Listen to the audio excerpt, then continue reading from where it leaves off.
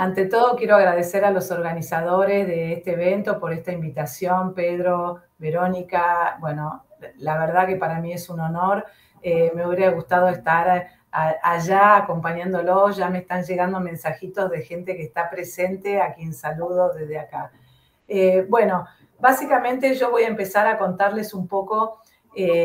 Sé que hay gente muy preparada ahora que estoy viendo, digamos, el carácter de la audiencia, así que rápidamente voy a hablar de cambio climático, voy a pasar como vuelo de pájaro para entrar en el tema de gobernanza, cómo estamos de cara a las emisiones hoy en día y después poder contarles acerca del mercado de créditos de carbono y otros proyectos y quizás hablar de otros. Lo que pasa es que tengo 1 hora y me podría quedar acá hablando 4 días, ¿no? Para contarles todo. Pero bueno, voy a empezar a mostrarles la presentación.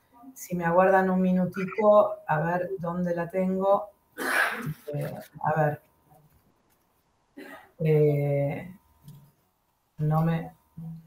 A ver. Díganme. Está cargando. Sí, pero no se ve, ¿no? A ver, ¿ahora se ve? Sí. La voy a poner en modo presentación y díganme así. Deberían estar viendo la pantalla completa. Correcto, sí. Bueno, buenísimo. Bueno, a ver, cambio climático rápidamente, como les decía, para refrescar algunas ideas. El sol penetra a la atmósfera, como siempre, la atmósfera retiene algo de calor y otros gases y radiación escapan nuevamente a la atmósfera, pero vemos que esta cantidad de emisiones se van acumulando y hacen el efecto de un techo invernadero, así que esa radiación solar entra, pero mucho más está quedando retenido, aumentando el calor dentro de la atmósfera. Siempre hay gente que no crea, aunque ahora tengo una audiencia que está muy cerca de los ecosistemas, así que creo que todos deben creer, pero siempre pongo este gráfico. Este gráfico fue hecho por la NASA en el 2013 y mide los últimos 600.000 años de partículas por millón en la atmósfera de CO2. ¿Cómo lo hicieron esto? Fueron a los polos, sacaron los hielos más antiguos y ahí empezaron a medir las partículas de oxígeno que estaban atrapadas en esos hielos. Y como verán, se mueven en 600.000 años, se mueven entre una banda de entre 200 partículas por millón y 300 partículas por millón. Pero en los últimos 70 años se ha visto un incremento desmesurado. Como les decía, este dato es de julio del 2013. En aquel momento todavía no llegábamos a 400 partículas por millón, estábamos por abajo, pero hoy las últimas mediciones que tenemos de esto son 415, alrededor de 415 partículas por millón. Esto es un aumento totalmente desmesurado y es a esto a lo que nos referimos cuando hablamos de cambio climático, no a los cambios en temperatura que ha tenido el planeta desde tiempos inmemoriales. Bueno, lo que saben ustedes bien, las olas de calor, el aumento del nivel del mar, todos estos efectos del cambio climático. Lo importante acá es saber que cuando hablamos de cambio climático, me gustaría dar un ejemplo. Lo que va a profundizar es que por ahí no se aumente las lluvias, por ejemplo, en promedio en el año. Por ejemplo, si teníamos una región donde llovía en 6 meses 1.000 milímetros en 6 meses, pues ahora en promedio va a caer la misma cantidad de agua, pero se va a concentrar y los efectos van a ser cada vez más agudos. Es decir, va a llover en 3, 4 días 500 milímetros, te va a caer esa cantidad de agua y después los otros 500 repartidos en los 6 meses. Esto hace que, como ustedes saben bien, los suelos no puedan retener la cantidad de agua, haya inundaciones, etc., etc. La acidificación de los mares con el blancamiento de los corales, está aumentando la acidificación en todos los mares y estamos perdiendo las barreras coralinas. Estos saben que las barreras coralinas son las selvas de los mares, a donde se aloja toda la fauna y flora y toda la biodiversidad. Así que, bueno, hemos también aparición de enfermedades por el aumento de la temperatura. Los que tienen más o menos mi edad o son más grandes, sabemos que dengue no existía en estos niveles, en estas latitudes hace años pero ahora ya tenemos el dengue en las plazas de Buenos Aires. Ha pasado lo mismo con ciertas ciudades africanas que estaban en altura por la malaria y hoy ya tienen el mosquito ahí. Guerras por desplazamientos. El caso de la guerra de Siria fue la primera guerra considerada por el cambio climático como guerra desatada por el cambio climático. Se dio por migraciones, por grandes desertificaciones en zonas rurales.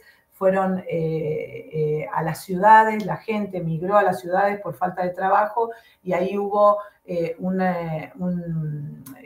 como un abarrotamiento de la infraestructura, de los hospitales, etcétera, etcétera, y empezaron las insurrecciones. Hoy es demasiado temprano. Inestabilidad económica, etcétera. El cambio climático también, obviamente, genera mayor incertidumbre económica a través, obviamente, de la volatilidad de precios, de la vulnerabilidad de toda la infraestructura, de los costos en salud pública, y se estima una pérdida económica de al menos 4.2% del PBI mundial en un escenario de aumento de entre 2 grados y 1,8 grados, ¿no es cierto? Y si vamos por más de esa temperatura, el costo va a ser mayor. Algunas observaciones de cambios, esto lo voy a pasar rápidamente porque ustedes lo deben conocer. Se está viendo una desertificación en toda la cordillera nuestra. Recordemos que ahí tenemos nuestras hidroeléctricas, por supuesto toda la producción vitivinícola. Se espera un aumento de las frecuencias de precipitaciones extremas en todo el territorio y obviamente inundaciones y sequías que se van dando al mismo tiempo, ¿no es cierto? En toda la parte de los ríos, las cuencas de ríos, esos que parecen nubes son mis lagunas horripilantes.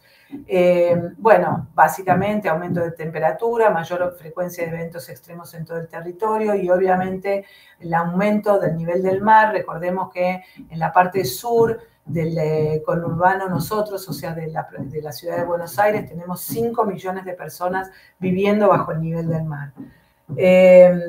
Vamos ahora a pasar a hablar un poquito de gobernanza también. Esto lo rige a nivel mundial la Convención Marco de Naciones Unidas sobre Cambio Climático, la UNFCCC, por sus siglas en inglés, y como les decía, refiere a un cambio de clima atribuido directa o indirectamente a la actividad humana, no a los cambios que ha tenido el planeta desde años a.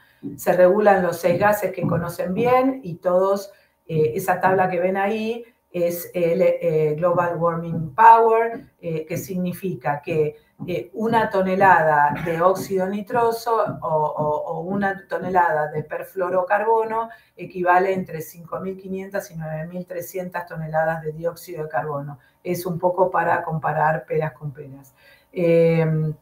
Bueno, ahí tenemos la mitigación de gases de efecto invernadero, las 4 patas, ¿no? La adaptación al cambio climático, transferencia de tecnología y, por supuesto, finanzas, que es uno de los temas que vamos a hablar hoy. Los antecedentes políticos, lo voy a pasar, esto igual se los voy a mandar para que lo puedan tener, así que no quiero quedarme mucho acá, solamente que sepan que hoy a nivel internacional obviamente lo regula el Acuerdo de París, que se firmó en el 2015 y hasta el 2020 todas las acciones de reducción quedaban inscritas como voluntarias, salvo algunas que ya estaban pactadas bajo el protocolo de Kioto, el famoso protocolo de Kioto.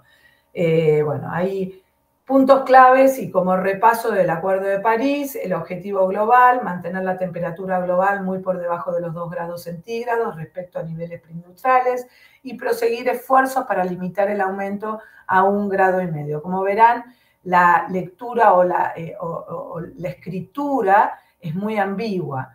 El acuerdo entró en vigor el 4 de noviembre del 2016, cuando 55 países sumaron el 55% de las emisiones globales. Bueno, la meta a largo plazo, acá más escritura ambigua, las emisiones deberán alcanzar su punto máximo lo antes posible.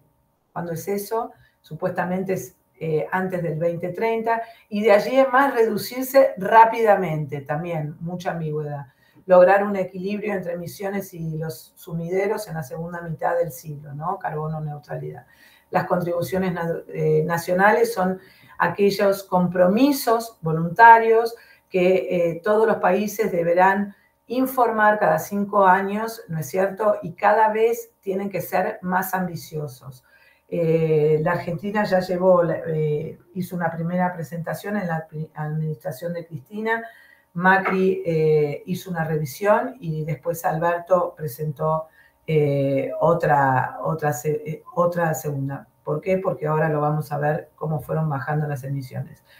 Hay una responsabilidad histórica de aquellos de los países desarrollados que se desarrollaron gracias a polucionar la atmósfera e emitir estos gases, y se prometió apoyo financiero de estos países desarrollados a los en vías de desarrollo con una meta de $100.000 millones anuales a partir del 2020. Por supuesto, esto todavía no se cumplió en su totalidad, parcialmente. Luego hay un tema del artículo 6, esto es muy importante porque afecta los mecanismos de financiamiento sostenible, sobre todo el mercado de créditos de carbono. Habla de que va a haber un mecanismo a nivel internacional entre países para poder negociar créditos de carbono. Esto, quédense con esa idea, ya vamos a hablar un poquito más adelante. Hable de temas de pérdidas y daños. En el 2013, en la COP de Durban, por primera vez empezó a hablar y a tener en el radar el tema de pérdidas y daños. Esto es como si fuera una gran papelera de reciclaje que tiene el mundo, donde van todas aquellas pérdidas y daños que han sido se han perdido muy lentamente y que el ser humano no se ha dado cuenta hasta que ya no se perdió. No implica una responsabilidad de compensación, pero yo creo que a la larga esto se va a reabrir esta no responsabilidad de compensación. Hay islas en el Pacífico que ya están comprando tierras en los continentes porque ya saben que van a desaparecer. Y por primera vez se incluyen metas cualitativas en temas de adaptación. El tema del balance mundial y la transparencia, bueno, hoy la transparencia a nivel internacional está arriba de toda la agenda, tiene una gran importancia. ¿Por qué? Porque como esto entra dentro de todo lo voluntario y cada país hace sus mediciones, hay que comparar peras con peras y manzanas con manzanas, ¿no es cierto? Entonces es muy importante el tema de la transparencia, cómo se presentan, cómo se pueden monitorear, etcétera, etcétera. El acuerdo es un acuerdo de 12 páginas con estatus de tratado internacional legalmente vinculante, y después hay una decisión que lo acompaña de 19 páginas que no es legalmente vinculante. Pero no se plantean sanciones para los países que no cumplen así que con los compromisos, así que no hay ningún tipo de sanciones. Cuando hablamos de medio grado más, tratar de hacer los mejores esfuerzos a 1,5 grados en vez de a 2 grados, limitar la temperatura a esa altura. A veces la gente, sobre todo no una audiencia como la de ustedes, pero cuando doy todos estos temas en audiencias más urbanas o que no tienen contacto con ecosistemas, a veces me dicen, bueno, es un poquito más, medio grado, ¿qué es? Este es el gráfico que muestra la diferencia de ese medio grado en cuanto al calor extremo, 2.6 veces más, en cuanto a pérdida de especies vertebrados, el doble, en cuanto a reducción de cosechas, 2.3 veces más, pérdida de especies de insectos, triple, permafrost en deshielo, 38, casi 40% más. Así que, bueno, medio grado es importante, cada vez se hace más lejos esta meta, ¿no es cierto? Y esto es uno de los gráficos que más les va a gustar, creo que es lo que nos pone en evidencia realmente cuán lejos o cuán cerca estamos de esos, limitar la temperatura a ese grado y medio o esos 2 grados. Desde el 2009, la COP de Copenhague, las Naciones Unidas, presenta el Emissions Gap Report, el reporte de emisiones de brecha de emisiones, de cómo estamos todos los años, y esto se presenta generalmente unos días antes de la reunión de Naciones Unidas, que son anuales. Este año va a ser en Dubái, en diciembre, así que seguramente tendremos este reporte, el 2023, en noviembre, fines o mediados de noviembre. Y así uno puede ir siguiendo cómo vamos viendo. Pero para que se les pueda contar, antes tengo que contarles que esto se mide en gigatoneladas. ¿Y qué significa una gigatonelada? Bueno, significa 10 a la 9. 10 a la 9 son un montón de ceros, pero realmente lo que significa es casi una gigatonelada fue todas las emisiones anuales de Japón en el 2018. 11 gigatoneladas fue todo lo que emitió China en el 2018. China hoy, en el 2022, no hoy, el año pasado, emitió alrededor de 15 gigatoneladas. No llegó a 15, pero estuvo cerca. Estados Unidos está emitiendo niveles de 6 gigatoneladas y Argentina está en niveles de un poquito menos de media gigatonelada, ¿no es cierto? Según todas estas NDC, que son estos compromisos que se presentan. Pero bueno, vamos al primer gráfico. Ahí en el eje de la X tienen desde el 2015 hasta el 2030 y en el otro eje vamos desde 20 a 70 gigatoneladas. En niveles del 2015 estábamos en emisiones alrededor de unas 55 gigatoneladas anuales, es decir, el mundo en su totalidad emitía 55 gigatoneladas. De no haber tenido ningún tipo de políticas regulatorias de este tema, en el 2030, siguiendo este escenario, hubiéramos llegado a casi 76, 77 gigatoneladas. Pero tenemos un acuerdo de París, gracias a Dios, tuvimos una pandemia donde se ve reflejada en esa caída y según las políticas ahora que corren, que están en vigor en el mundo, estaríamos en el 2030 en niveles de unas 58, 59 gigatoneladas. Si tomamos en cuenta los compromisos que han presentado todos los países de manera incondicional, porque estos compromisos se presentan de manera incondicional y condicionada. Las incondicionales son, bueno, es lo que voy a hacer sí o sí, y las condicionadas es obviamente a la recepción por parte de otros países de recursos monetarios, ¿no? De recursos financieros. Las incondicionadas, según lo presentado hasta el momento, hasta fines del año pasado, estaríamos en niveles de unas 56 gigatoneladas, 56 gigatoneladas. Y las incondicionadas estaríamos en un niveles de 54 gigatoneladas. Pero ¿dónde deberíamos estar en el 2030 para estar en niveles de limitar la temperatura en 2 grados centígrados? Bueno, alrededor entre unas más o menos 41 gigatoneladas. Es decir, si ven ahí la línea azul punteada contra la naranja, están viendo de que tenemos una brecha de emisiones de 15 gigatoneladas y tan solo nos quedan 6 años y 3 meses. Una China, ¿no? Estamos emitiendo una China además. Con respecto a las condicionadas tenemos 12 gigatoneladas.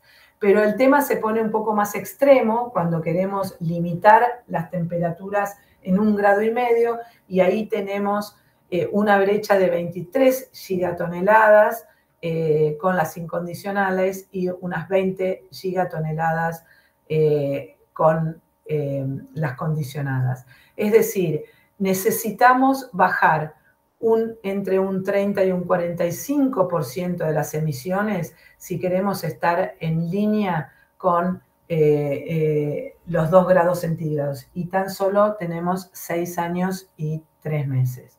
Siguiendo estas proyecciones al 2050, ahí vemos en las primeras barras lo que era en el año 2030 y también vemos cómo siguen las proyecciones hasta el 2050, es decir, entre el 2045 y el 2050. Ahí lo que vemos que para el 2050, si queremos seguir en niveles para mantener los 2 grados centígrados, deberíamos estar en niveles de casi 20 gigatoneladas, ¿no es cierto?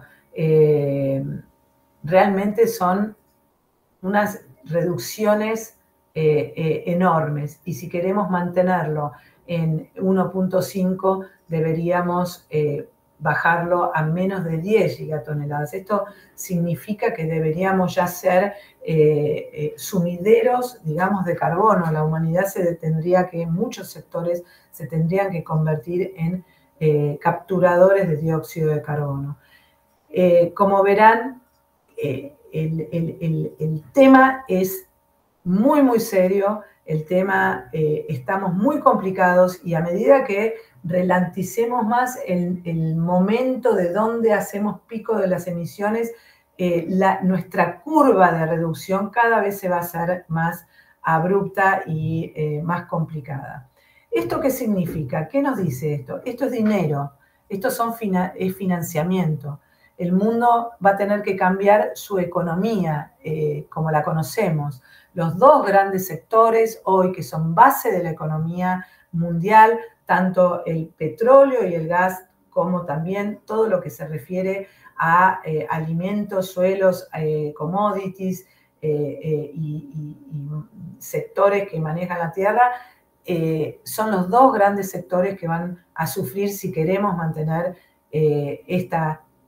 limitar esa temperatura. Después ahí van a tener varios grados de cómo estamos viendo, pero la verdad que si superamos los 2 grados centígrados, que ya vamos a estar complicados, va a haber zonas en el mundo donde no se va a poder habitar y eso obviamente van a crear muchas más distorsiones.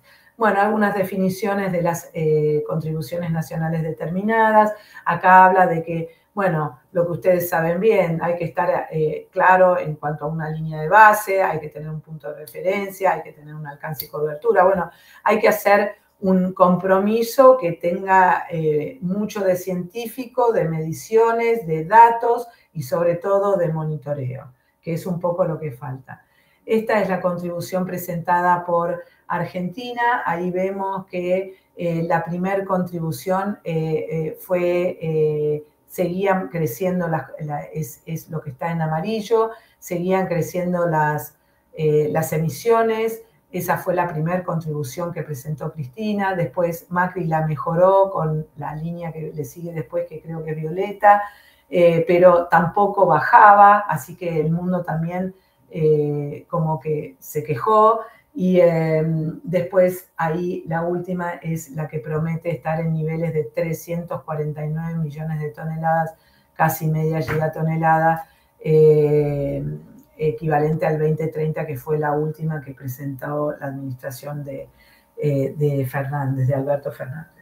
Bueno, así estamos y ahora voy a entrar en el tema que nos trae hoy, que son los créditos de carbono. Crédito de carbono, mal llamado bono verde. ¿Por qué? Porque el bono verde es otro instrumento, que si tengo un poco de tiempo después voy a hablar. Pero quise elegir bien o contarles cómo son los procesos de los créditos de carbono. En Génesis nosotros nos encargamos de todo lo que tiene que ver con tramitación de créditos de carbono. pero por sobre todo créditos de carbono que tengan que ver con temas de energías renovables, temas industriales. Ahora estamos analizando y empezando a ver algunos temas de manglares, no en Argentina, obviamente, en Colombia y en México, y algunos temas de agro también en Colombia y México. Y ya les voy a contar por qué es más fácil quizás hacer agro en México y no acá. Eso ya lo vamos a hablar más adelante. Desgraciadamente, ¿no? Bueno, crédito de carbono. Crédito de carbono es un papel que tiene un valor y que se puede tradear. Mal llamados en Argentina bonos verdes. El bono verde es otro instrumento financiero y no tiene que ver. Puedo aceptarles que digan bono de carbono, lo puedo aceptar, pero es un crédito de carbono, es un papel que tiene un valor y que representa 1 tonelada de dióxido de carbono que se ha eliminado de la atmósfera o bien que se ha evitado emitir, ¿ok? Eso es un crédito, lo que llamamos un crédito de carbono. ¿Cómo empezó este mercado? Este mercado empezó con el protocolo de Kioto. En aquel momento se dividió el mundo con el mecanismo de desarrollo limpio, que fue el mecanismo financiero creado de créditos de carbono del protocolo de Kioto. Dividió el mundo en 2, países desarrollados y países en vías de desarrollo. Los países desarrollados desde ese momento iban a tener cuotas para emitir, ¿no es cierto? Y, es decir, los gobiernos de los países desarrollados les iban a empezar a decir a sus sectores industriales, bueno, hasta este momento vos este año emitiste 100 millones de toneladas, ahora el año que viene tenés que emitir menos, 95 millones de toneladas. Los sectores o las industrias les iban a decir, bueno, pero ¿cómo te traigo eso? O tengo que hacer una fuerte inversión para reducir esas emisiones, o bien podés traer un crédito de carbono, que es un proyecto que ha reducido emisiones en algún país en vías de desarrollo, que ha certificado esos créditos de carbono, ¿no es cierto? ¿Por qué? Porque se toma la atmósfera como una sola. Entonces, una reducción de dióxido de carbono en Argentina cuenta para todo el planeta, ¿ok? Y así en todos los países. Entonces, bueno, nuevamente, se divide el mundo, va a haber unos países que van a estar regulados y van a poder presentar reducciones de emisiones generadas de proyectos en países en vías de desarrollo a modo de compensación de, bueno, acá te traigo todos los años esto. ¿Y cómo son esas reducciones de emisiones? Ahí las ven en el cuadrito. Yo tengo un nivel de emisiones, ¿no es cierto?, en mi empresa y de repente hago una inversión, la reduzco y las bajo. Bueno, por esa diferencia es que me van a dar los créditos de carbono. Esto es para que entiendan, es muy básico, pero eso es lo que es el mercado en general de créditos de carbono. Obviamente es un poco más complejo.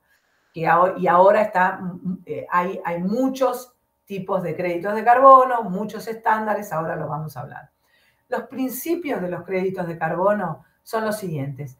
Tienen que ser real, o sea, las reducciones tienen que ser reales o las absorciones de emisiones tienen que ser reales, tienen que ser medibles, obviamente, tengo que ser cuantificable y medible utilizando herramientas de medición, tienen que ser permanentes, ¿no? O sea, la permanencia es algo que una vez que se mitiga, quedó y fue, esa tonelada es permanente.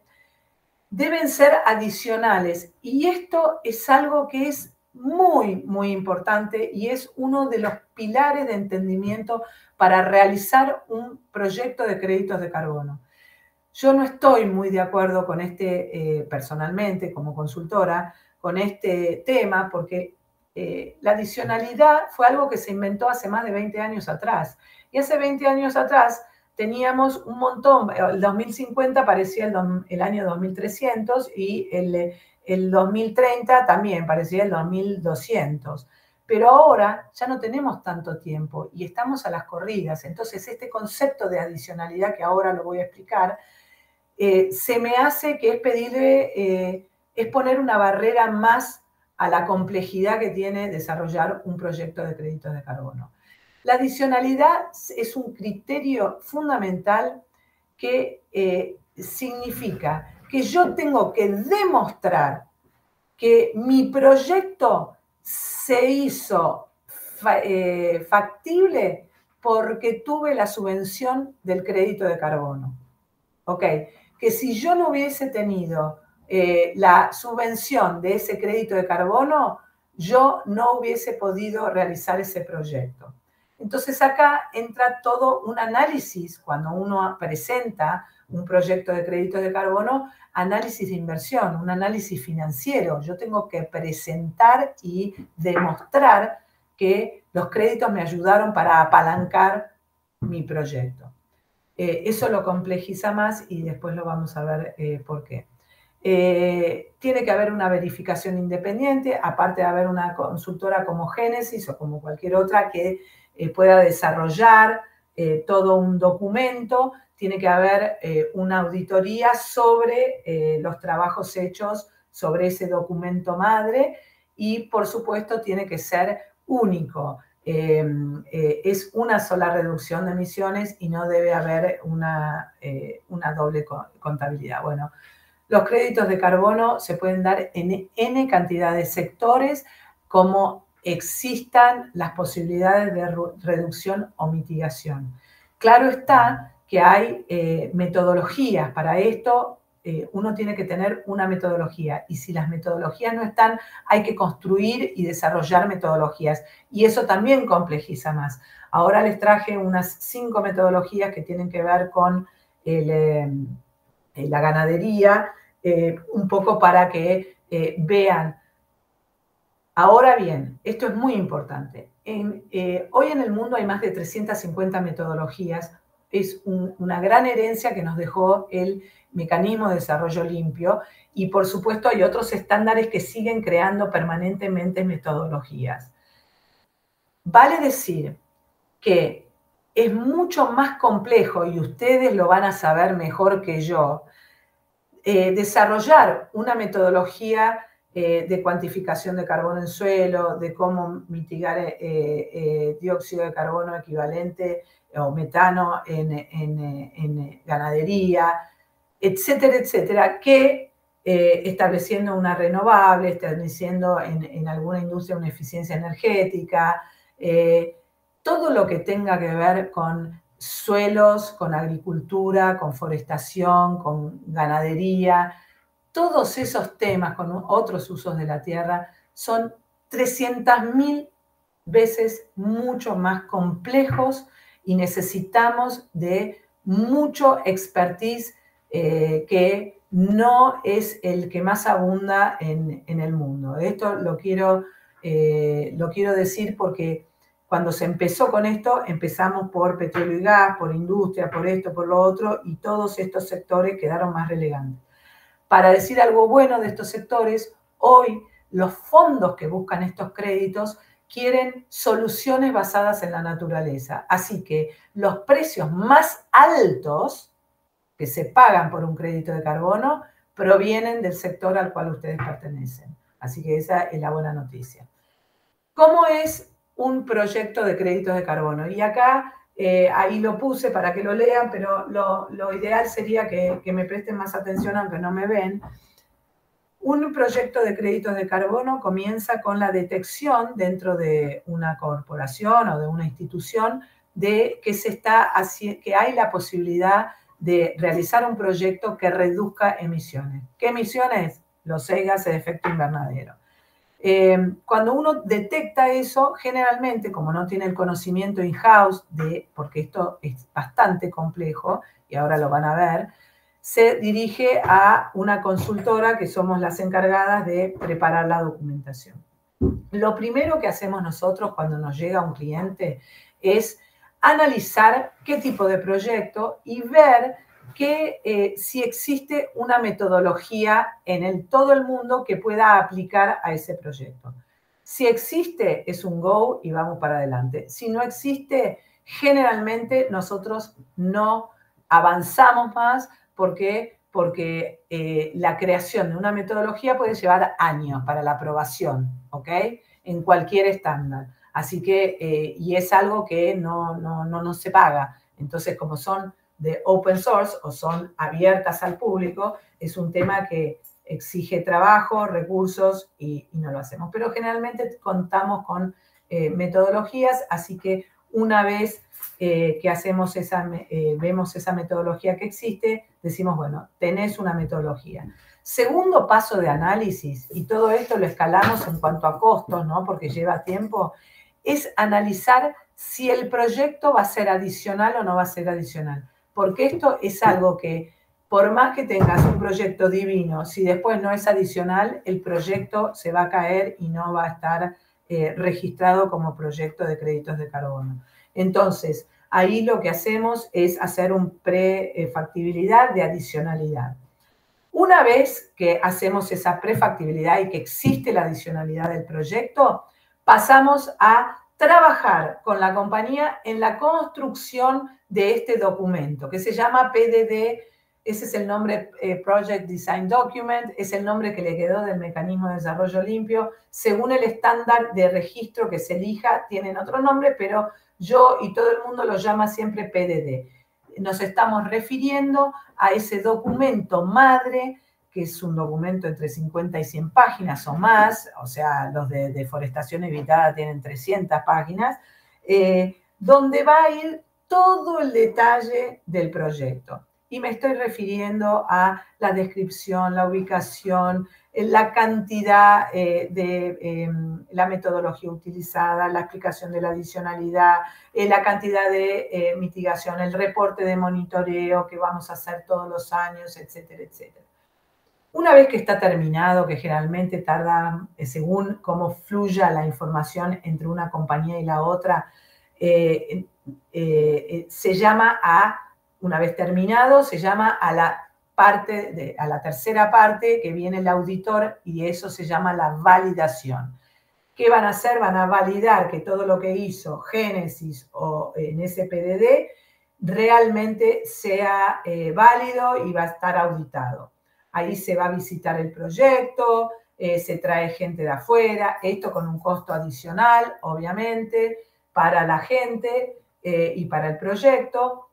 Y bueno, y ahí, si lo validan, se presenta el documento de validación, si hay que hacer algunas correcciones se hacen, y ahí luego se va y se presenta el estándar, al registro. El registro, hay varios registros, ahora los vamos a ver, según el estándar que uno haya elegido y según el tipo de proyecto, y el registro se registra. Una vez que el proyecto está registrado, se tiene que contabilizar un año, puede ser a nivel retroactivo, para verificar que esas reducciones hayan sido realizadas. Y recién, una vez que se haya verificado que esa emisión ha sido realizada, se otorga el crédito de carbono. Pero una vez que el proyecto está registrado, siempre fíjense, cuando hablen de proyectos, ¿están registrados? ¿En qué nivel? Porque una vez que está registrado, el proyecto ya es un proyecto de créditos de carbono. A menos, atención, que ese monitoreo que se haga un año después, cuando llegue la verificación, no esté alineado a lo que decía el PDD. Y ojo, que hay un caso en Argentina de un proyecto registrado que después le vino la pandemia, no lo monitoreó, como decía el reporte de monitoreo dentro de ese PDD y no pueden tener los créditos de carbono. Así que eso es muy, muy importante que lo recuerden. Acá está la verificación y la certificación y, por supuesto, la emisión de los temas. ¿Cuáles son hoy en día los estándares de créditos de carbono en el mundo? Bueno, Tenemos, obviamente, el mecanismo de desarrollo limpio que la Argentina no puede, desde el 2012-2013, un requisito era que el Estado argentino te diera un documento firmado, una carta firmada diciendo fulanita de tal, esta empresa existe en Argentina, va para crédito de carbono, todo muy bien. Esa carta la dejaron de dar y como era un requisito fundamental para tener los créditos de carbono, los proyectos en Argentina no pudieron ir más por el MDL. Todos los demás son lo que llamamos el mercado voluntario, ¿no es cierto? Es donde las empresas pueden ir voluntariamente y creas tu crédito de carbono. El estándar que pica en punta de los créditos de carbono, digamos, más prestigiosos, es un estándar que se llama Verra, que tiene 7 estándares de diferentes cosas, tiene el de Landscape, tiene varios, y tiene el VCS, el Verified Carbon Standard. Cuando hablamos del mercado voluntario, ese es el mercado, digamos, más prestigioso. Ahora bien, después tenemos otros mercados que han ido, estándares que han ido surgiendo, como el Biocarbon Registry colombiano, el Cercarbono, también colombiano, o el Climate Action Reserve, que es uno californiano, donde la Argentina, donde es mucho más fácil tener un crédito de carbono, pero la Argentina, para estar en el CAR, en el Climate Action Reserve, y que te compren los californianos eso, tendría que hacer un acuerdo bilateral entre países. Por eso yo les decía antes que pasar un proyecto de agro en México, porque esto, el CAR está en México, también México y ahora en República Dominicana, es mucho más fácil y menos engorroso.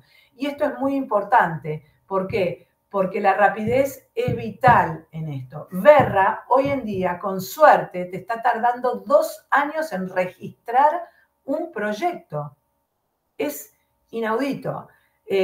O más, si tenés suerte. Tenés mucho cuello de botella. Biocarbon Registry, nosotros hemos presentado un registro en Biocarbon Registry y nos lo registraron en 6 meses desde que firmamos el contrato con la compañía y fue registrado. ¿Cuál es la diferencia? La diferencia es en el precio. Pero como esta compañía, como estrategia, quería quedárselos y no los quería vender, lo importante es tener el crédito de carbono certificado, ¿ok? Entonces, y lo mismo pasa con Cercarbono, son más rápidos y tienen menor precio. Esto es un tema también, ¿por qué a veces hago hincapié en todo lo que tenga que ver con la rapidez? Porque yo, y esta soy yo hablando, acuérdense que yo hablé de un artículo 6 del Acuerdo de París. El artículo 6 está negociando, es algo que todavía no está ahí, pero se está negociando dentro del seno de las negociaciones internacionales, de tener un mecanismo de compra y venta de créditos de carbono entre países, ¿ok? Bilateral, no bilateral, etc. Ahora, ¿qué es lo que yo creo que va a pasar?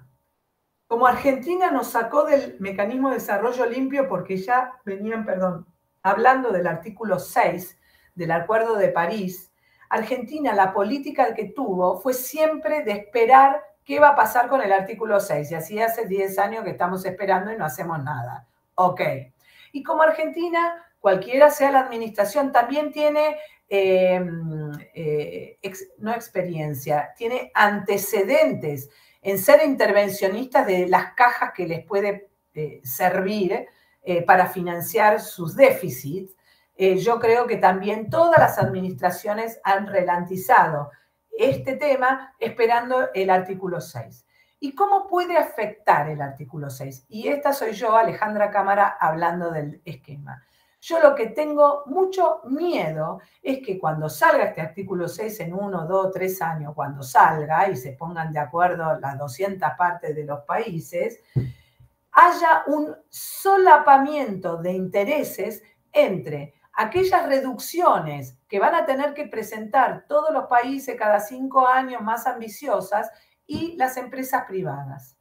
Entonces acá yo tengo un poquito de miedo entre lo que va a pasar entre lo que Argentina podría llegar a ser con respecto a todo lo que tiene que ver con land use, ¿no? Ya no tanto temas agrícolas o ganaderos, pero sí con bosques, Entonces eso no me parece que esté claro. Y por eso hay varios ruidos en el Congreso de que quieren ahora empezar a definir quién tiene la titularidad del crédito de carbono, cuando ya está todo definido internacionalmente, etcétera, etcétera. Así que eso se los dejo, veremos qué pasa.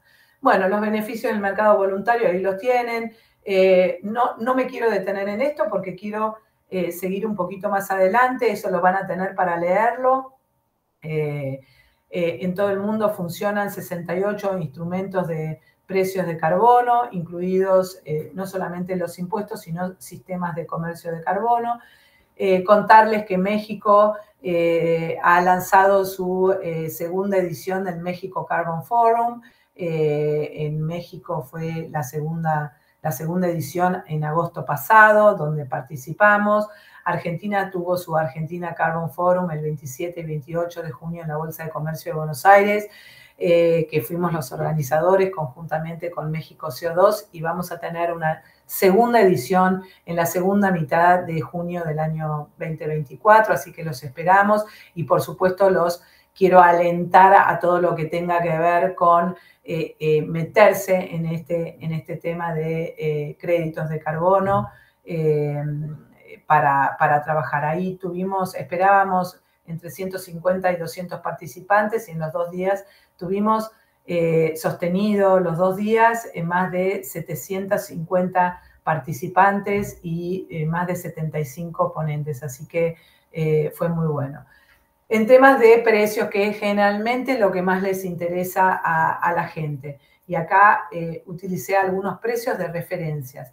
Como les decía, el Verified Carbon Standard, el VCS, tiene precios de los proyectos de créditos de carbono basados en la naturaleza entre 15 y 20 dólares, cuando el biocarbon y el ser carbono están en niveles de 10 dólares cada crédito. En agricultura, alrededor, el VCS, alrededor de 10 dólares, el biocarbon y el ser carbono, unos 8 o 7 dólares. En energía, el VCS ya no permite créditos de carbono de energía, pero el biocarbon y el ser carbono sí, entre 5 y 7 dólares.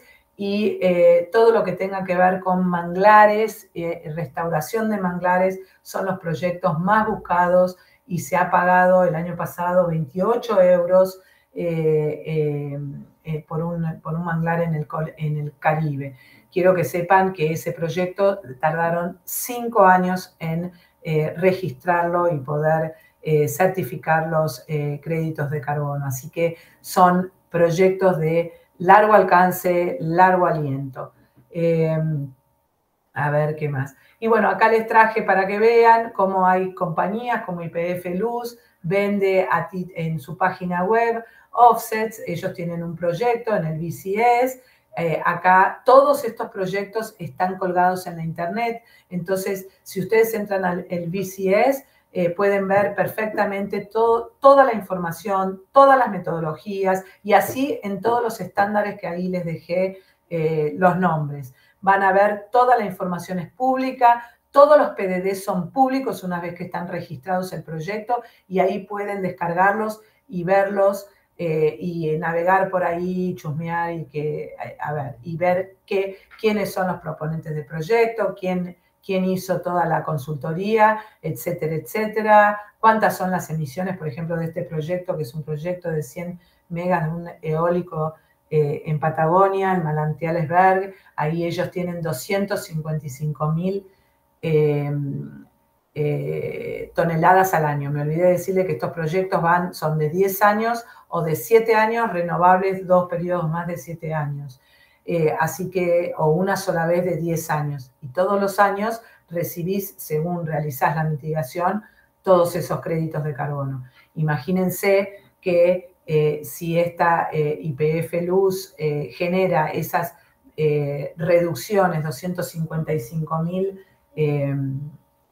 toneladas año a unos 6, 7 dólares, 8 dólares que los puedan vender, etc. Pero, por ejemplo, YPF Luz, también para que vean cómo trabaja esto, ellos anualmente tienen emisiones, porque tienen ciclos combinados de generación con otras generaciones más sucias y demás, 3,5 millones de toneladas, o sea, ellos emiten. Así que generalmente ellos, todos estos proyectos lo hacen un poco también para disminuir su huella, ¿no? No tanto para verlo. Y bueno, hablando un poquito de los créditos de forestación son más complejos, como les decía, ¿no? Son proyectos muy largos, hay que establecer dónde está la fuga de carbono, la permanencia, hay complejidad en la contabilidad, hay mucha complejidad en los monitoreos, no solamente de tipo satelital, sino también en planta, los puntos de monitoreo, ni que hablar de cómo monitorear. Por ejemplo, el otro día me llegó, para que se den una idea, uno de estos proyectos de manglar para generar créditos de carbono de un manglar en Colombia. Son proyectos que tienen costos de transacción de alrededor de $500,000. ¿Por qué? Porque son proyectos que son complicadísimos, hay que establecer líneas de base, es difícil a veces entrar al manglar. Realmente son proyectos que después tienen un precio espectacular, estás lidiando ahí con un montón de temas de comunidades locales. Hoy también en día a los créditos de carbono se les está pidiendo otros ODS, que yo también personalmente estoy muy disgustada con el hecho de cómo. Aparte de la mitigación de dióxido de carbono, me pedí los otros 16 ODS, porque el 13 me lo piden, ¿no? Que es el de cambio climático. Entonces complejizan más la historia en vez de desacoplar el instrumento y crear un crédito social o desacoplar los créditos, ¿no es cierto? Así que no es tan fácil. ¿Y cuál es mi mensaje, no es cierto? Bueno, quizás se los tendría que dar al final, que ahora voy a terminar. Les traje ahora algunas metodologías que encontré para hablar los últimos 15 minutos un poquito. Las últimas metodologías que tienen que ver con ganadería, ¿no es cierto? Yo encontré las del BCS. No hice un escaneo de todas las que pueden existir en el mundo, pero bueno, ahí tienen todos los estándares que se pueden fijar y pueden ver. Generalmente las más conocidas son estas. Entonces, la primera, hay 5 y todas prácticamente en estado de estudio. Y de vuelta, ahí les pongo el link, van a tener estos links para que puedan entrar y ustedes que saben más sobre el tema poder estudiar y ver todo cómo va y cómo va progresando, porque esto es todo información pública. La primera, metodología para la reducción de emisiones de N2O procedentes de la eliminación de excrementos de ganado mediante la utilización de aminoácidos con alimento de baja proteína equilibrada. El estatus es archivado, significa que todavía está en proceso de análisis y ahí tienen el link donde yo les puse ahí una explicación cortita de qué se trata, pero en ese link van a encontrar quién la presentó, todos los documentos y en qué estatus está hoy en día esta metodología. Recuerden que para tener un proyecto tienen que tener una metodología presentada. Otra es la metodología para reducir la intensidad de las emisiones de la producción ganadera basadas en pastizales. Esta está en desarrollo. Esta también, ahí tienen el link. La metodología propuesta incentiva la mejora de prácticas en la producción de ganado vacuno basada en pastizales.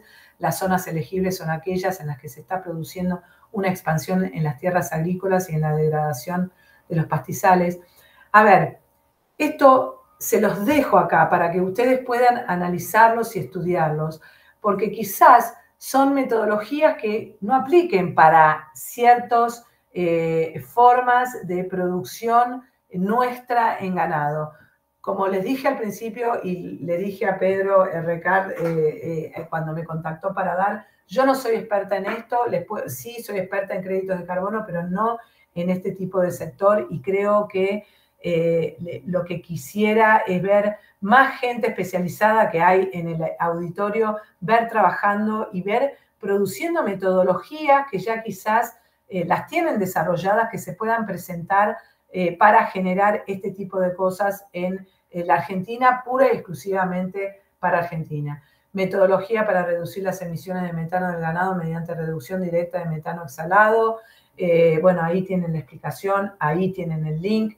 Metodología para la reducción de las emisiones entéricas de metano de los rumiantes mediante el uso de ingredientes para alimentos. Yo hice una traducción que quizás no es exacta, no es cierto, pero bueno, ahí tienen la explicación de lo que es y el link para que puedan entrar. Metodología para reducir la intensidad de emisiones de la producción ganadera basada en pastizales. Bueno, esta creo que ya la hablé. Y la cuarta, dejo mal el slide, perdón. Metodología para reducir las emisiones entéricas de metano en el ganado vacuno utilizando suplementos alimenticios ecológicos o naturales. Esta ya la hablé. Y bueno, ¿qué es lo que creo? Un poco antes de terminar de este tema de créditos de carbono, porque me estoy quedando sin tiempo. Creo, a mí me encantaría tener este tipo de sistemas adaptados para la Argentina. Es decir, yo he visto a Colombia con el Biocarbon Registry y con el Ser Carbono generando estándares. Son ONGs que generan un estándar, ¿no es cierto?, donde vos solamente registrás, donde estás utilizando metodologías existentes en todo el mundo y donde podrías aprobar tus propias metodologías con el tiempo, o sea, donde podrías tener registrados verificadores como TÜVSÜD, TÜVNOR, SGS, todos los validadores o verificadores existentes dentro del sector, ¿no es cierto?, que te puedan validar este tipo de metodologías y que sepan, ¿no es cierto?, y poder generar créditos de carbono con estándar similares, porque esto es hacer un copy-paste, ¿no es cierto?, pero ayornados a la Argentina, y poder darles a nuestros productores este tipo de cosas. ¿Por qué yo como Argentina tengo que ir a presentar un proyecto de crédito de carbono en un estándar colombiano? ¿Y por qué hicieron los colombianos estos estándares? Porque primerieron el mercado, porque se dieron cuenta de que ellos pueden dar servicio a toda Latinoamérica en estos temas. Entonces, me pregunto, en temas agrícolas y ganaderos, nosotros todavía gozamos de una marca país, todavía gozamos de un montón de conocimiento y de ciencia. ¿Por qué no poder tener nuestros propios estándares ayornados a nuestro tema? Y podríamos estar gozando de poder darle a nuestros productores este subsidio y gozando de los precios más altos que hoy el mercado está pagando en soluciones basadas en la naturaleza o agrícolas ganaderas. Con eso quiero utilizar, yo sé que presentaron varios instrumentos. Yo no traje otros instrumentos porque hablar de cada uno de otros instrumentos que pueden utilizar me llevaría otro tiempo enorme y lo haría mal. Me gustaría también contarles algo en estos últimos 10 minutos que lo hicimos con la gente de Gobierno de Santa Fe, la WWF, Vida Silvestre y algunos consultores como Génesis, Víctor Tonelli y, por supuesto, Mauricio Herzovich. Esta tuvo dos patas, ¿no? Lo que voy a presentar ahora es un sistema de trazabilidad que hemos creado hace 1 año y medio en este trabajo. También este proyecto tuvo una segunda pata que se trabajó sobre una huella de carbono en la zona del Salado de la Pampa, y ahí tienen sentada en este auditorio a Claudia Faberín, que lideró esa parte de este proyecto, así que le pueden preguntar todo a ella, pero yo les voy a contar qué es lo que hicimos con la provincia de Santa Fe.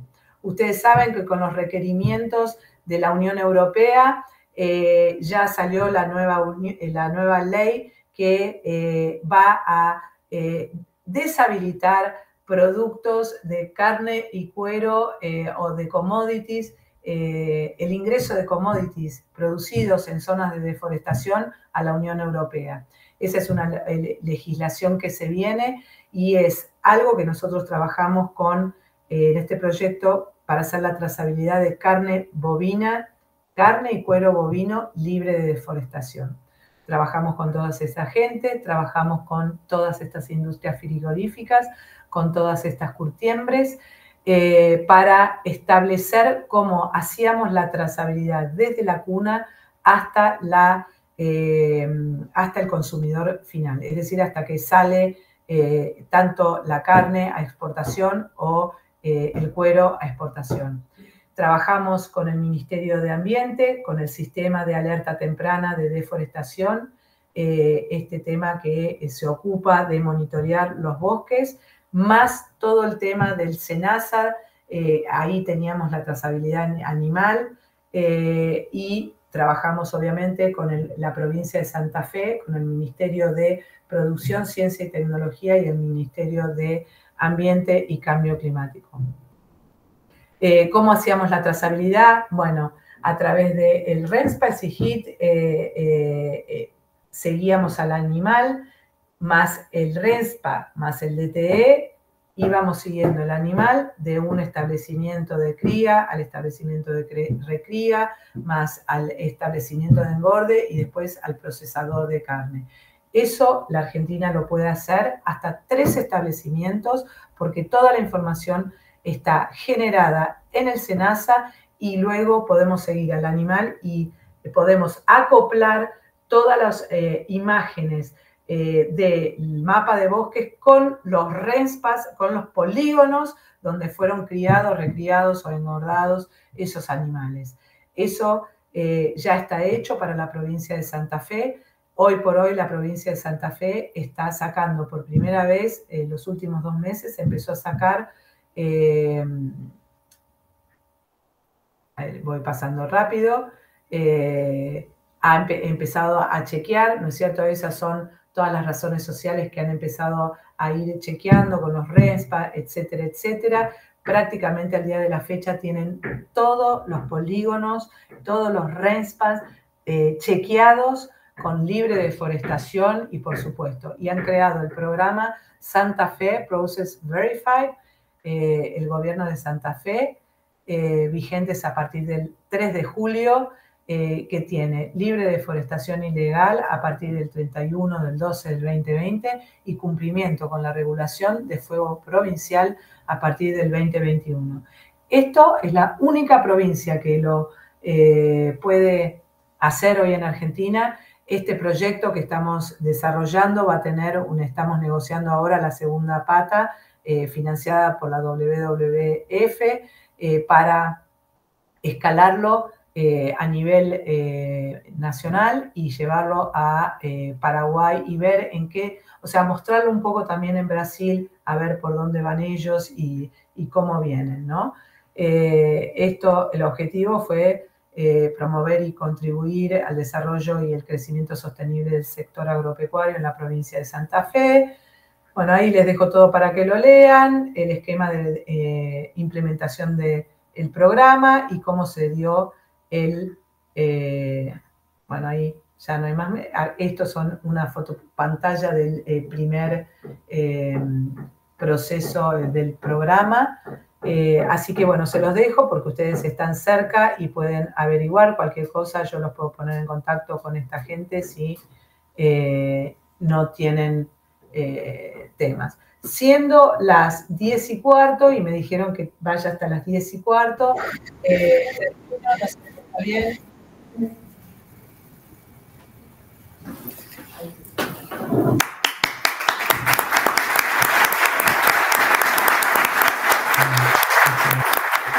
Gracias por la audiencia. Muchas gracias, Alejandra, por tu participación y la explicación tan detallada y descriptiva que has hecho. Creo que hay muchas preguntas. Ya, mientras se organizan, ya me han acercado algunas. Hablaste de las metodologías para desarrollarlas. ¿Quién valida esas metodologías que se debieran desarrollar para nuestro país? Mira, en general esas metodologías ahora, como conté, están dentro de un estándar, el Verified Carbon Standard o el VCS. Hay un consejo de expertos en el VCS, ¿no es cierto?, internacionales, que son los revisores de esas metodologías. Si ustedes entran a esos links que yo les di, van a poder ver quién presentó la metodología, la institución que la presentó, cómo la presentó, en qué estadio está, quiénes son los revisores, quiénes están en esos paneles. Es decir, quizás haya algún argentino, yo no lo sé. Yo lo que creo es que muchas veces los procesos, y esto soy yo, y por favor, ténganme paciencia, porque yo no soy experta en ganadería, ni mucho menos, pero muchas veces los procesos de producción argentinos son totalmente diferentes, sobre todo en ganadería, de los que tiene el mundo. Entonces, es muy importante que esas metodologías sean ayornadas a nuestros procesos de producción. ¿Por qué? Porque si yo no cumplo en detalle con esa metodología no va a poder ser utilizada.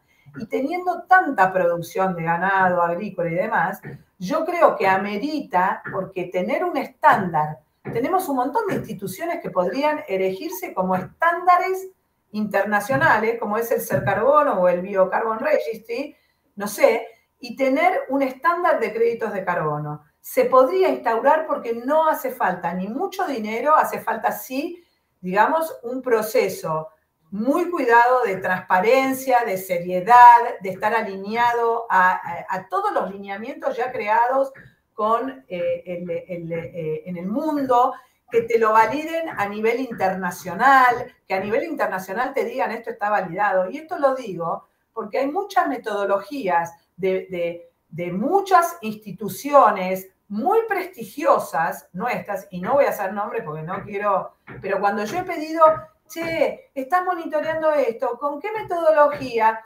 No, la metodología no se muestra. ¿Cómo no se muestra? ¿Y quién te la validó? Nadie. Yo. O sea, flaco, hoy en el mundo la transparencia es lo más importante. Tener esa validación internacional es muy importante. Yo sé, y en esto de vuelta no soy experta en suelos, pero yo sé que, por ejemplo, en temas de suelos hay una gran discusión a nivel argentino de cuánto es la captura de carbono, cuánto 1, 2, 3, no sé. No. Entonces, mi mensaje es, pongámonos de acuerdo, presentemos metodologías, validémoslas a esas metodologías. Las metodologías no pueden ser encriptadas, no pueden ser yo la hago, yo la audito y yo solo sé lo que yo... Porque así tenemos compañías privadas, como la que yo he trabajado más de 10 años, y la voy a nombrar, Bunge, que te dice, nosotros compramos soja porque tenemos un nivel de monitoreo que nos dice que soja no viene de deforestación. Genial, le digo, ¿me mostrás la metodología de tu nivel de monitoreo? No. ¿Y quién te la auditó? Nadie, yo. O sea, eso no es creíble. Parecemos Pinocho, otra vez mentirosos ante el mundo. Entonces, todo esto hay que validarlo y nosotros tenemos cantidad de gente de renombre internacional que puede hacer esto y que puede tener un nombre, un sello e instituciones. Ese es mi mensaje. Y ese es el mensaje cuando me llaman, por ejemplo, de los partidos y quieren mi expertise en el tema de créditos de carbono. Le digo, muchachos, hagamos estándares nuestros. Cobras un fee, tenés poco fee, la ONG vive de cobrar un fee bajo de cada crédito, contratás en blockchain, o sea, se puede hacer, no es gran costo. Y podríamos empezar a vender eso al mundo que hoy lo está demandando. Creo que la Argentina, y se podría negociar con el Estado Nacional, me imagino que para que no sean tan ambiciosos en quedarse con todos los créditos de todos los privados, bueno, te dejo uno de los años míos, te los dejo a vos para que vos lo presentes dentro de tu NDC y déjame los otros 9 años que yo hago la plata. Se podría hacer algo así. Otros países los están haciendo. ¿Comprenden? Países ya están trabajando en esta línea. Muchas gracias, muy clarito. Tenemos Claudia. Pregunta de la audiencia. Hola.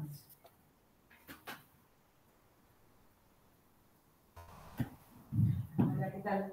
Tengo una pregunta. Al menos de lo que conozco, una de las cosas que más impacto tiene en la reducción de emisiones, una de las cosas, lo que más impacto tiene en la reducción de emisiones, sobre todo en el sistema de guía, es la eficiencia productiva. ¿Se puede acreditar la eficiencia productiva para eso? Es un sistema que tiene 70% de preñez y implementa mejoras para pasar al 90%. A ver, no sé si entendí muy bien. Están preguntando si... porque no se escucha bien la pregunta desde allá. Si mejorando la eficiencia de preñez en un sistema de cría es posible certificar.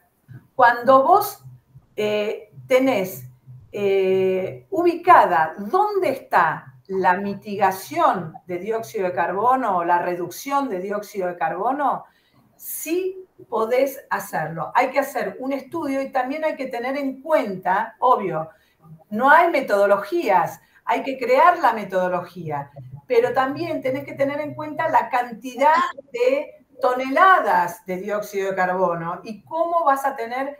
Es muy importante esto y es muy buena la pregunta que se hizo, porque acá va a tener que haber un equilibrio entre la cantidad, recuerden que un crédito de carbono es una tonelada de dióxido de carbono, entonces es muy importante la cantidad de toneladas mitigadas con respecto a los costos de transacción, porque estos proyectos, para desarrollarlos, tienen costos de transacción altos. Entonces, entre pitos, flautas y matracas, un costo de transacción te puede salir en $40.000. Entonces, vos necesitas sacar varios créditos de carbono, ¿no es cierto? Varias toneladas año para pagar los créditos de carbono. Tiene que tener un equilibrio, pero eso se puede analizar. Y si se puede medir y cuantificar la mitigación o la reducción, obvio que se puede tener cualquier tipo de metodología, siempre y cuando cumpla con la cuantificación, o sea, que se pueda medir y cuantificar y monitorear. Muchas gracias. Tengo una pregunta de Claudia que te la acerco. ¿Qué opinión te merece el impuesto de carbono en frontera de la Unión Europea? Que si lo podrías explicar esto brevemente. Sí. Y de las métricas, ¿qué pensás que se utilizará? A ver, el impuesto de carbono como barrera, estas cosas a mí me sorprenden porque la Argentina es como que ahora se sorprende con esta ley de la Unión Europea de no acceder a commodities que no vengan libres de deforestación o estas barreras del carbono. Esto el mundo, gente, lo viene avisando desde hace años. Yo tengo más de 14 COPs desde el 2004 participadas y yo lo vengo escuchando como participante desde hace muchísimos años, nos vienen avisando. Ahora, ¿dónde estaba nuestra gente de Cancillería negociando esto? Y bueno, no sé, no lo sé. ¿Dónde estaba nuestra gente de Cancillería avisándonos que esto se venía? No lo sé, porque veo que hay como un desconocimiento, no en la gente que trabajamos en esto, pero en el público. Entonces ahora nos desgarramos la vestidura. Todas estas cosas van a venir. Y el impuesto es una barrera para la Anceralia. Y el otro día estuve hablando en el CARI, alertando sobre esto y alertando a nuestro sistema de relaciones internacionales, señores, pónganse media pila, porque acá nos van a empezar a poner un montón de barreras que ya sabemos que van a venir. Y les voy a contar otra.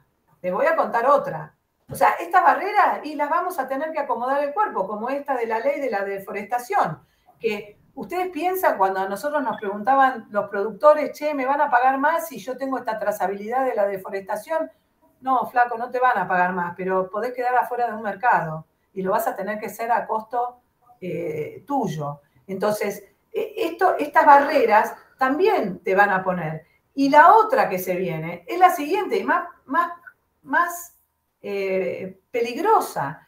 A nivel internacional, hoy se contabilizan las emisiones por país. Argentina está en el puesto 20 y pico. Ok, listo, no tenemos tanto problema, no somos un gran emisor. Pero ¿qué pasa? No está decidido si esto no se va a contabilizar per cápita. Y si se contabiliza per cápita, Argentina está por arriba del promedio del G20 y arriba de China. Porque somos 47 millones de habitantes o 46.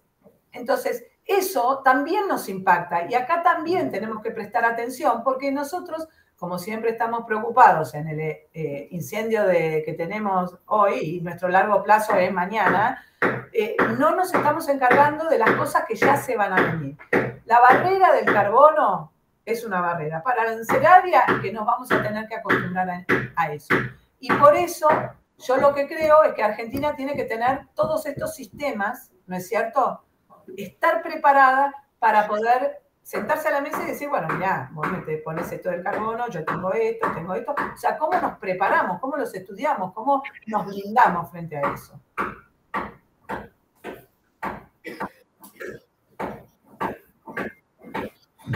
¿Tenemos más preguntas?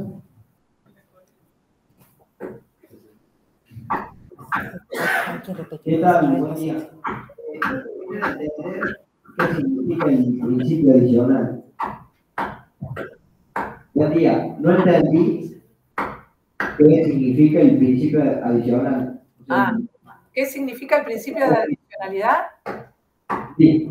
El principio de adicionalidad es este principio tan jorobado que todos los créditos de carbono lo tienen, de los estándares prestigiosos. Obviamente nosotros no podemos hacer algo que desentone con la comunidad internacional, más allá de que a mí no me guste, y es recordar que yo tengo que probar que el proyecto se hizo porque los créditos de carbono ayudaron a apalancar, a financiar el proyecto. Y yo voy a tener que presentar un análisis de inversión, un análisis de financiero, de cómo ayudó. Pero para esto hay cosas que podemos hacer que son piolas, que las hace China, las hace India y por supuesto nosotros nunca los hacemos. Y que salen 0 peso, ¿ok? Escuchen bien.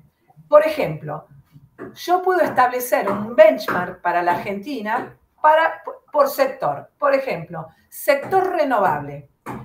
Establecer dentro de un ministerio, el Ministerio de Energía, que diga una TIR benchmark en Argentina para un proyecto eólico tiene que ser 12% o más, una tasa interna de retorno. Todo lo que caiga por abajo de ese benchmark es adicional. Y entra así, tuc, tuc, tuc. No tengo que presentar nada, ¿ok? Salvo eso. Y eso es simplemente alinear los patos en un ministerio, en una secretaría. Lo mismo con agro, ¿no es cierto? Podríamos decir, bueno, tal benchmark para un ganadero es tal, ¿entendés? Si su inversión cae por abajo de esto, tanto. Y así lo han hecho otros países. Y eso no hace falta ser brillante, son pequeñas puertas que uno abre y facilita la entrada y no sale un dinero, es simplemente alinear los patos. Creo que entendí. ¿Dijo? ¿Qué dijo? Creo que entendí. No, perdón. Cualquier cosa, pásenle mi dato y que lo hablamos más. ¿Alguna otra pregunta?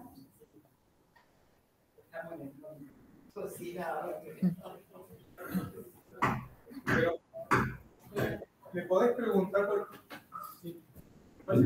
Fuerte, fuerte. No, sí es una explicación simple de diferencia de créditos de carbono y bono verde. ¿Cómo? Si podés explicarnos la diferencia entre crédito de carbono y bono verde. La diferencia entre crédito de carbono y bono verde. Genial. Crédito de carbono no lo les voy a aceptar que digan bono de carbono, pero 1 tonelada de dióxido de carbono equivalente. El bono verde es un bono, es decir, es un papel que tiene un valor, que tiene una duración y que paga intereses por año. Es un bono como lo conocemos. Y que es una emisión de deuda, ¿no? Es mercado de capitales. Y se llama verde si ese bono, esa emisión de deuda, está dedicada, o sea, esos fondos que se levantan del mercado o de forma privada, están dedicadas a apalancar o financiar un proyecto que tenga que ver con lo ambiental, lo social o lo sostenible, que es la combinación de los dos. Yo puedo tener un bono verde, un bono social o un bono sostenible. Generalmente en la jerga lo llamamos bonos verdes, pero eso es mercado de capitales. Y sí puede utilizarlo un ganadero para ir a levantar, eso tiene que ir al mercado de capitales, tiene que ser una pyme, hay obligaciones negociables simples que son verdes, sociales y negociables, pero ahí tienes que tener una pyme que pueda entrar en el mercado de capitales y pueda hacer una emisión de deuda, ¿ok? Pero es otra forma, es mucho más sencillo, a ver, tiene más rigurosidad de la parte financiera, porque nuestras pymes les es difícil, muchas no tienen los balances al día, no tienen historial de crédito, etcétera, etcétera. Es mucho más difícil, digamos, la parte financiera, pero es mucho más fácil la certificación de un bono verde y mucho menos costosa, porque dentro del costo de transacción total de una obligación negociable, el costo de verificación de lo verde es mucho más simple. Y eso, ¿qué es lo que tiene? Tiene un descuento. ¿Cuáles son las bondades? Supuestamente tendría que tener un descuento de tasa, de la tasa de interés que vas a tener que pagar para devolver ese dinero, porque no es un subsidio. Te entra como vos emitís una deuda y después la tenés que pagar. El crédito de carbono te entra como un subsidio y te quedás con el crédito, es pura plata que te entra, ¿ok? Esa es la diferencia entre los dos. Y después, no sé si eso quedó claro, la diferencia entre bono verde y crédito de carbono. Y después hay temas que son créditos de biodiversidad, créditos de agua, que funcionan como los créditos de carbono, ¿no? Pero vienen corriendo más atrás. Y también los seguros paramétricos. Nosotros en Génesis hemos implementado un seguro paramétrico. Recuerden que el seguro paramétrico es aquel que, a diferencia del seguro tradicional, no te asegura un bien o un servicio, sino que te asegura un evento climático. Y entonces nosotros hemos desarrollado, conjuntamente con el Ministerio de Agro y la pata financiera del Ministerio de Agroindustria de Colombia, un seguro paramétrico para productores de cacao en el departamento de Santander, en Colombia. Y ahí lo que se establece en el seguro paramétrico es, obviamente, llevamos nuestros actuarios,